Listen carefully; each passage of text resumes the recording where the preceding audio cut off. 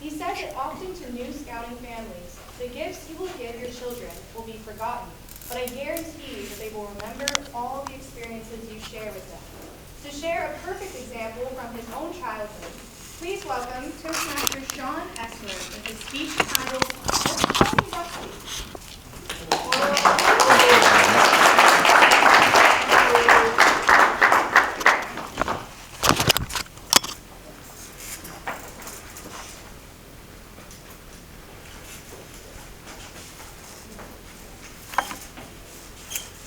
Some of the best memories of your childhood are made on those special family outings we call vacation. In our family, we had our own tradition of going beyond the boundaries of our home up in Philadelphia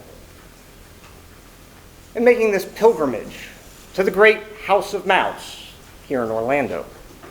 See, my father, well, he was a Disney fanatic.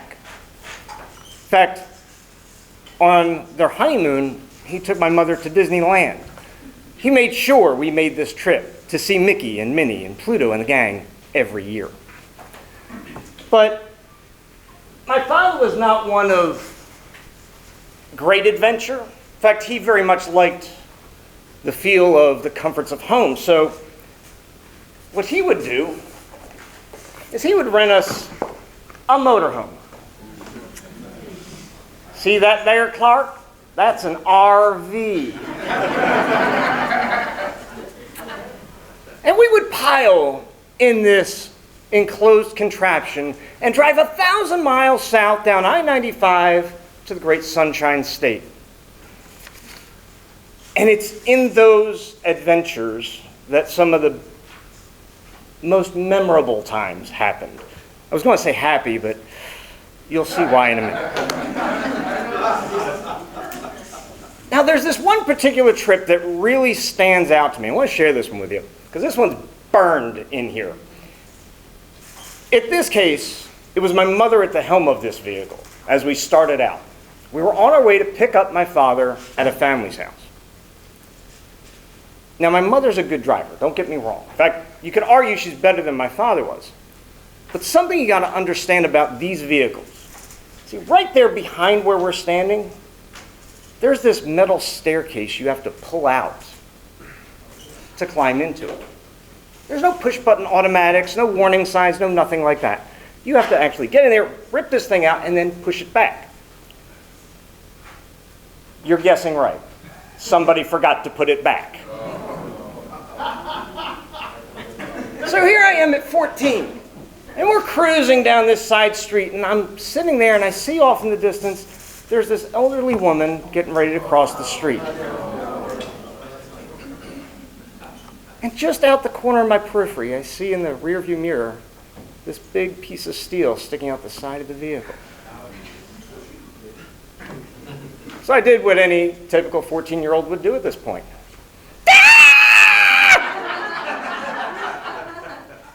That's about all I could do. Now my little brother, who wanted to join in the chaos, he's behind me. And, communication skills notwithstanding, tried to convey to my mother, please stop the vehicle. And my mother, the saint she is, did what we all expected. She ignored us completely. Very good at it. We barrel through, and I don't know how this doesn't happen, but we don't slice this poor woman's feet off. She did, in fact, get a very close shave that day. But that's how we started the journey. It does not get better, ladies and gentlemen. Because on this particular trip, we're not just picking my father up, we're picking up my great Aunt Rose. That's Aunt Rose. Aunt Rose doesn't fly. Aunt Rose doesn't drive. Aunt Rose is going to see Aunt Barbara in Florida, and we are now a shuttle service. So what could go wrong with 3 kids, Aunt Rose, and my parents, in an enclosed contraption, 1,000 miles, 26 hours. Yes, it was that exciting, ladies and gentlemen. But somehow we make it to Florida, all right? We pull in, we get to Fort Wilderness, and our plan is this. We're going to, the second day, travel over to Clearwater and deliver Aunt Rose to my aunt's house. Great idea. Except we wake up on the second day and the weather radios are going off. Yes, there is now a hurricane that has entered the Gulf of Mexico. And that narrow cone of uncertainty is now certain to hit Tampa. I said my father was a fanatic. He was a fanatic Eagles fan watching the game as we drove. You thought texting and driving was bad? There you go. But this man was not going to miss his date with Minnie and Mickey Mouse. Yes, in all his clairvoyance, we decided to go to Clearwater and deliver Aunt Rose, which wasn't bad. I mean, there was no traffic because everybody was leaving that side of the state. I kid you not, we get to Clearwater, we get to Aunt Barbara's house, and there's no one home.